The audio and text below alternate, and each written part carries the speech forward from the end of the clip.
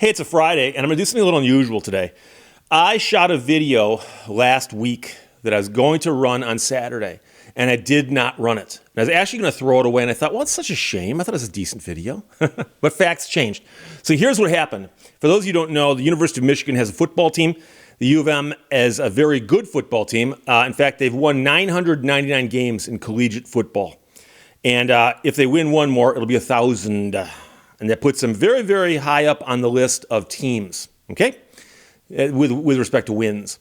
And so going into last week's game against Penn State, the day before the game, the Big Ten took it upon themselves to suspend Jim Harbaugh for 3 days, 3 games. And they said that this is because of rule violations. I'm not going to get into that because we actually don't know everything there is to know about that. They have not released everything they have. They claim they've shown it to the University of Michigan people. And so on Friday night, they announced we're going to suspend Jim Harbaugh for Penn State, Maryland, and Ohio State, the 3 biggest games of the year. Maryland, not so much, but the other 2, yes. And so Michigan ran to court and filed an emergency motion for a temporary restraining order. And I shot my video Saturday morning because the court hadn't ruled yet. And I said, if I had to guess, the court's going to grant it. And the court didn't. So first, let's watch the video.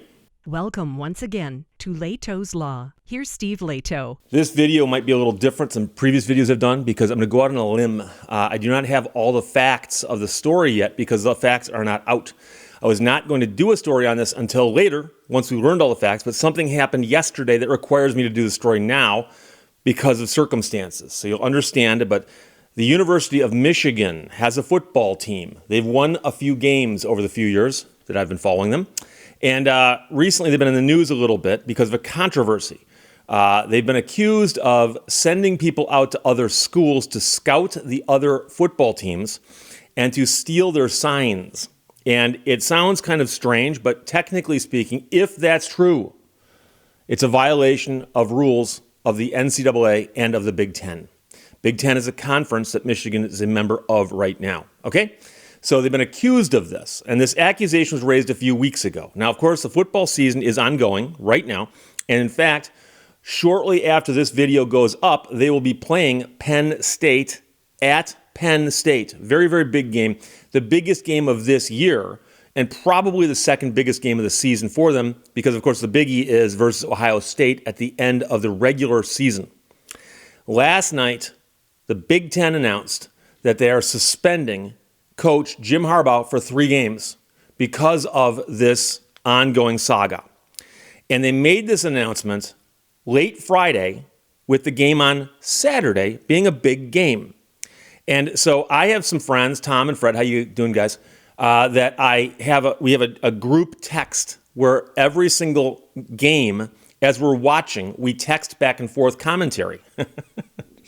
Something we do. Fred, by the way, back in the day, was actually a guy who helped out the football team, in exchange for which he got to be on the field during the games and also got to spend time with the teams and so on. And I remember seeing him on television in the end zone at the Rose Bowl because he was one of the guys on the field, and it was just really cool. Hey, there's Fred at the Rose Bowl.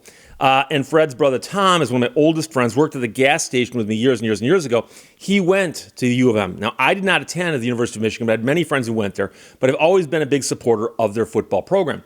But here's the question. The question is this legally, I'm talking about just as a lawyer looking at this. When I heard that they suspended him late on a Friday, at this point in the investigation, what we know, I texted my friends back immediately and I said, temporary restraining order. I said, there is a high likelihood that if they filed for an injunction right now, they could get it because of the circumstances. And my friends were incredulous and wrote back and said, do you really think they can get that on a Friday night? I mean, courts are closed. And in fact, I had another exchange with another dear friend of mine, Adam, how you doing, who's a sports guy. He, of course, is a State fan, but he knows I'm a Michigan fan. And he said, did you see the news about Harbaugh? And I said, yeah. I said, but quite frankly, if they want to, they can get a TRO and get him back in the sidelines tomorrow. And he said, are you sure about that? And Adam's an attorney. And I said, yes. Now, I had already been thinking about this, And so I said that I think that's what they're going to try to do, and I think they can get it. So my prediction that they could do it, at least try to get one, came true because shortly after that, they did announce that they are filing to get a temporary restraining order to get Harbaugh back in the sidelines. This raises two questions, though. Will they get the TRO? And if they get it, will it be good for one game or all three games, or what would the judge do? So we'll talk about that, but just make sure you understand everything's going on here. I'm going to go with the version from MLive. MLive is a really cool website, covers Michigan news. Ryan Zook wrote this. Michigan files for temporary restraining order to block Jim Harbaugh's suspension. The U of M has filed for a temporary restraining order. They did this Friday night in Washtenaw County's 22nd Circuit Court in an effort to block the Big Ten's decision to suspend Harbaugh for the remainder of the regular season.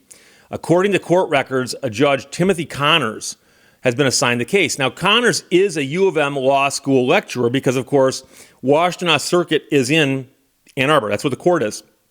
And it ain't that far from the stadium. But I can tell you that I read other news accounts that said that when it got assigned to this judge, it was immediately reassigned to another judge because they recognized that would be a problem. Harbaugh and the University Board of Regents are listed as the plaintiffs, while the Big Ten Commissioner and the Big Ten Conference are listed as the defendants.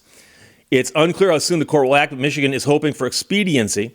The third-ranked Wolverines are 9-0 overall, 6-0 in the Big Ten, and they face number 10 Penn State today, which is Saturday, and Penn State's only lost one game.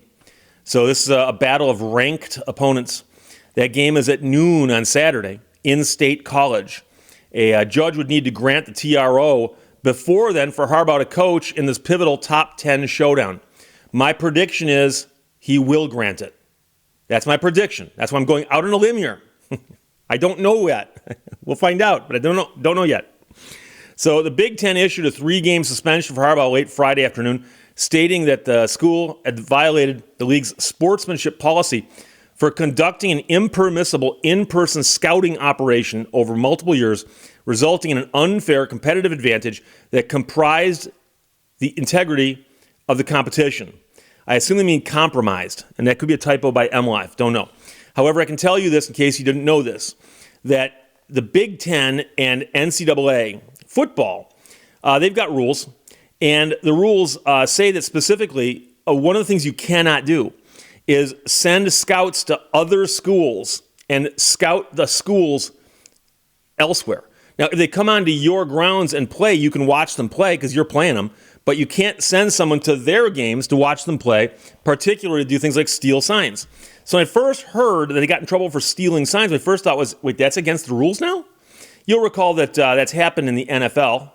I think Bill Belichick was accused of his people doing that. And I don't remember exactly how that played out, but of course the NFL is very different than the NCAA. But someone said, well, it's not specifically the sign stealing that's spelled out in the rules. It's the in-person scouting off campus. And I said, oh, okay, well, I guess that's an interesting rule. I didn't know it existed. And one thing you need to know about the NCAA, my understanding is that if a program, if anybody working for a program does something wrong, it is strict liability as the head coach. Meaning the head coach is responsible for everything done by those underneath him, whether he knows about it or not.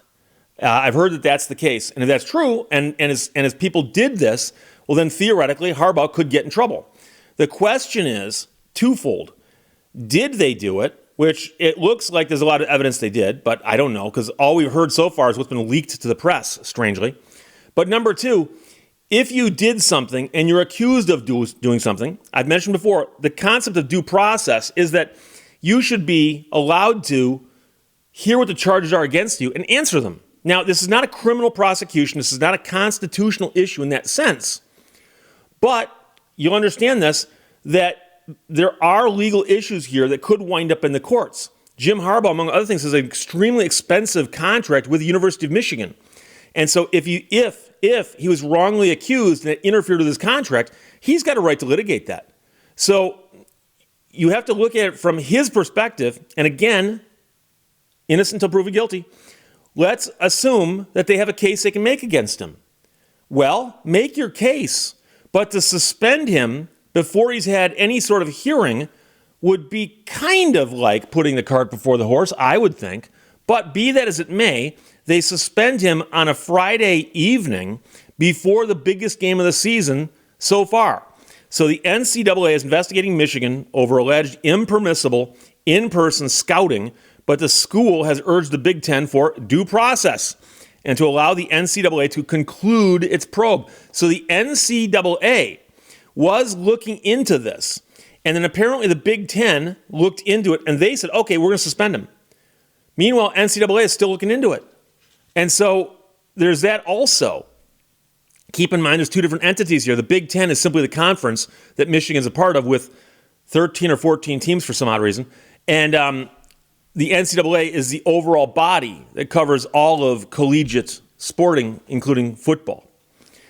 After the conference suspended Harbaugh Friday, Michigan responded swiftly with a statement saying, like all members of the Big Ten, we are entitled to a fair, deliberate, and thoughtful process to determine the full set of facts before a judgment is rendered. Today's action by Commissioner Tony Petitti disregards the conference's own handbook, violates basic tenets of due process, and sets an untenable precedent of assessing penalties before an investigation has been completed. We are dismayed at the commissioner's rush to judgment when there is an ongoing NCAA investigation, one in which we are fully cooperating. Commissioner Petitti's hasty action today suggests that this is more about reacting to pressure from other conference members than a desire to apply the rules fairly and impartially. By taking his action at this hour, the commissioner is personally inserting himself onto the sidelines and altering the level playing field that he's claiming to preserve. And doing so on Veterans Day, which is a court holiday, to try to thwart the university from seeking immediate judicial relief is hardly a profile in impartiality. And by the way, you should understand, a couple of things are happening here, but one of them is saying, look, there's an investigation ongoing. Let it on go. But also, and here's the other thing. There was a story that broke in the news a couple days ago that there had been a conference call with all of the coaches in the Big Ten. And I don't know what the original subject of the conference call was because Jim Harbaugh had been on the call. But when Harbaugh left the call, the other remaining coaches were on the call with this guy who's the head of the Big Ten. And apparently they spent 45 minutes to an hour basically just complaining about how nothing had been done about the sign stealing by the University of Michigan Wolverines. And so a lot of people are now going to say, gee, it looks a lot like you yell at the guy on the phone earlier in the week and he suspends somebody on Friday. And that shouldn't be why you suspend somebody. But the other thing that's important to understand here is that these accusations were leveled against Michigan several weeks ago. And in the ensuing weeks, Michigan has played a couple opponents and thrashed them soundly, despite the fact that Michigan obviously has no advantage now, if they had one to begin with, because those teams were all told, hey, people think that Michigan might have your signals. Don't use those signals. Use different signals. And so they can change your signals up. But worse, it's now come out that other schools may have been doing the exact same thing. And in fact, there were stories reported in the news that going into last year's NCAA football playoffs, that other teams had Michigan's signals and were acting accordingly with those. And so it's very, very clear that they do need to conduct an investigation into this, and not just of Michigan, but of the entire concept. Because if these schools are all breaking this rule, it might be they need to be all punished. But you got to do an investigation, and you got to have some hearings. So Harbaugh has denied any knowledge of Michigan's alleged sign-stealing scheme. Former Michigan analytics assistant Connor Stallions is at the center of the investigation. He's accused of purchasing tickets to more than 30 college football games involving future Michigan opponents and sending associates to record the sidelines in an effort to decode their signals. He has since left the program. So a couple of things I got to tell you. First, we got to talk about temporary restraining orders and how they come about. So a temporary restraining order, I've talked about this before, by the way. I did the videos about that hospital, I think in Wisconsin, where a bunch of employees up and left. And the hospital ran to court and got a TRO to stop them from leaving. And they did that on a Friday, by the way. And I did a video over the weekend, and I said, my prediction is that the TRO will get lifted on Monday. And it did. And so right now I'm batting 1 for 1 on TRO predictions. But I'm going on a limb right now and saying that I think U of M will get one today.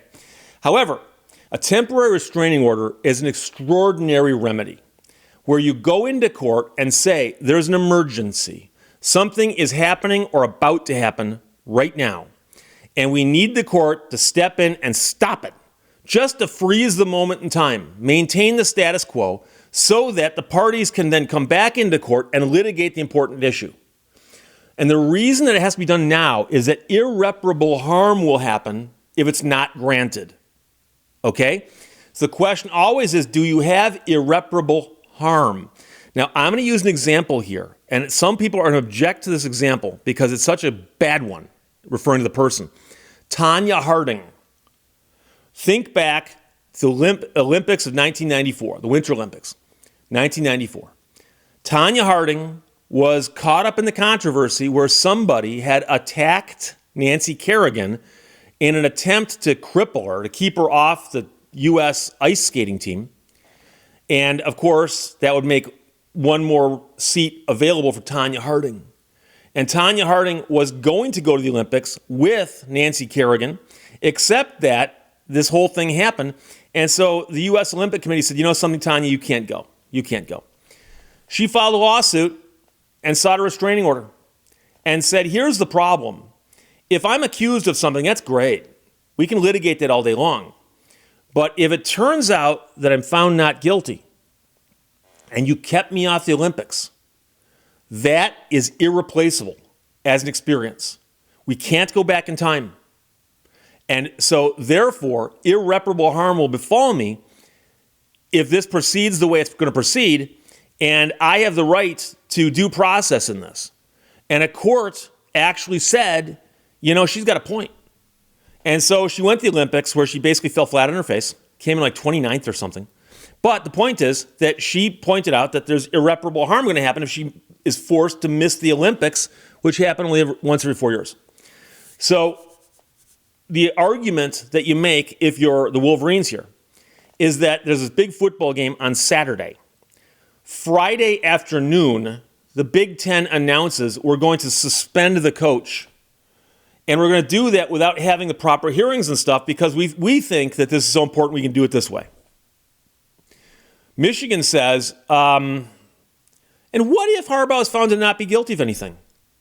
And he missed the Ohio State game, he missed the Penn State game, and he missed the other game. The last 3 games of the season, they want to suspend him for 3 games. So at the very least, the judge has to grant the TRO as to the Penn State game. Because, here's the thing, on the one hand, if he misses the game and it turns out he did nothing wrong or he doesn't get a suspension, you can't go back in time. On the other hand, let's suppose that you don't suspend him for Penn State, but you do hold the hearings and he's found to be liable. You then suspend him for another game. There's going to be more games in the future. So why does it have to be this game? It doesn't have to be. And that's the argument you make. So it's irreparable harm if you force him to miss the game because he can't go back in time. And the remedy is still there. They can still suspend him for 3 games, 5 games. They can suspend him for anything after they have a hearing. So here's my prediction. The judge who gets assigned this case is going to say, I'm going to issue the TRO. Okay? Since today is Saturday and the game is only a few hours away, it's a noon kickoff. The game is today. Here's what I'm going to do. I'm going to enter a TRO for 1 game. And I want the parties in my courtroom Monday morning. And we're going to discuss this matter. And what we're going to discuss on Monday morning is going to be, can the Big Ten explain to me, the court, why you think your case is so rock solid that it's going to result in a 3-game suspension? And if you can do that right now, if you have the evidence right now, then perhaps show it to the defense, show it to in this case the plaintiff, show it to the plaintiff, and let's resolve it this week. We have all week. And if it turns out by the end of the week, after we've had a hearing or 2, that it looks like you've got rock solid evidence against him, and then I will lift the TRO. You can suspend him for 3 games, and it would be the last 2 games of the regular season and 1 game of the playoffs, which, by the way, be careful what you wish for. Because if you get suspended for 3 games right now, it's regular season. If you get suspended 3 games, but you push it back one, it would be the Big Ten championship if they make it there.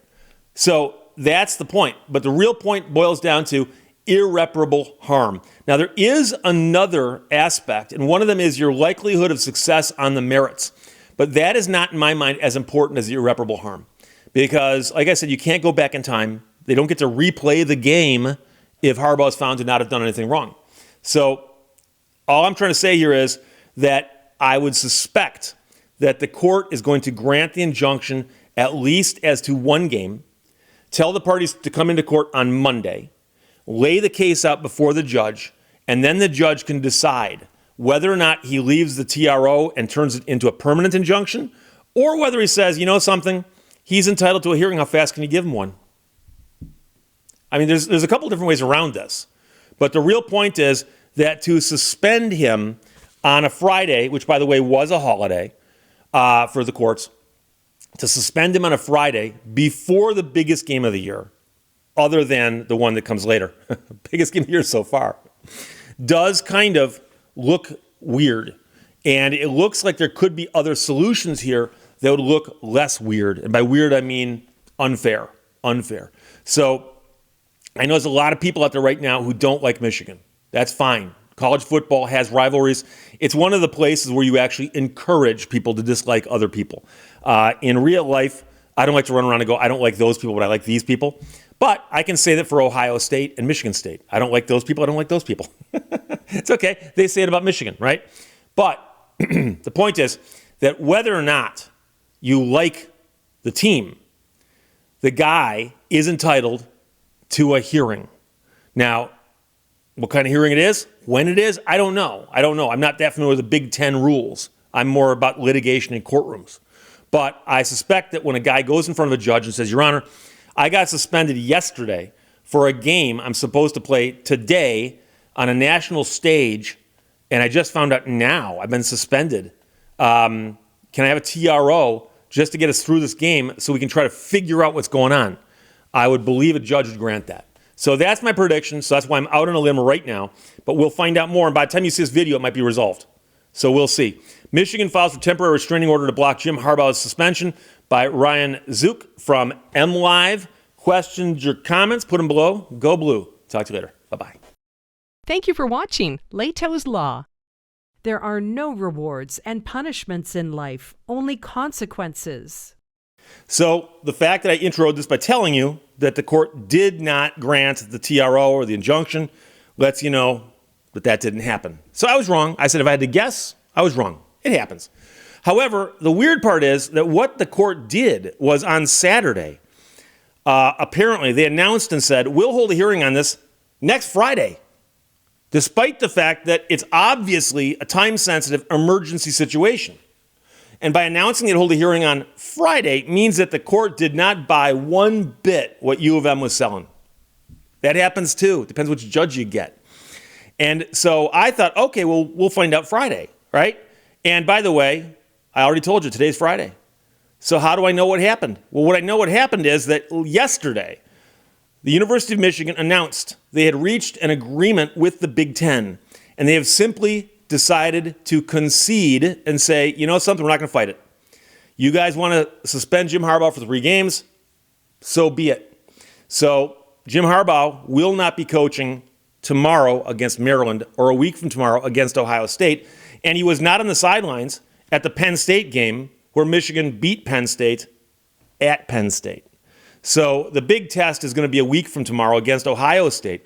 But the good news is that if they win those 3 games, which they are capable of doing, then they would go to the Big Ten championship and Harbaugh can coach. And then if they won that, they'd probably go to the national championship playoffs where he can coach also. So it very well could be that Michigan looked at it and said, well, if we get the court to delay the suspension, it might overlap with the Big Ten championship and then the national championship. So would you rather have him suspended now or suspended then? And it's almost like trying to make those decisions about do you go for the 2 now or go for the 2 on the next touchdown when you're down by 2 scores. So I know many of you aren't sports fans, so I'm not going to bore you with it, but there was a big legal issue. And I was convinced that the fact that they had done this on a Friday afternoon or evening on a holiday before a big game, that would be the type of irreparable harm, because after that game is over, you can't replay it. And I remember reading someplace in the last week where somebody goes, yeah, but it's just a football game. That would not be a consideration that it's just a football game. You have to understand, football games involve multi-million-dollar television contracts, hundreds of thousands of people watching on television. At the game, there might be 100,000 people. And they are gigantic commercial enterprises, despite the fact it's college. There's a lot of money on the stake for a lot of different people. And so this isn't just a football game. But the court disagreed with me. And it happens. It happens. So there you go. Hope you enjoyed it. Talk to you later. Bye-bye.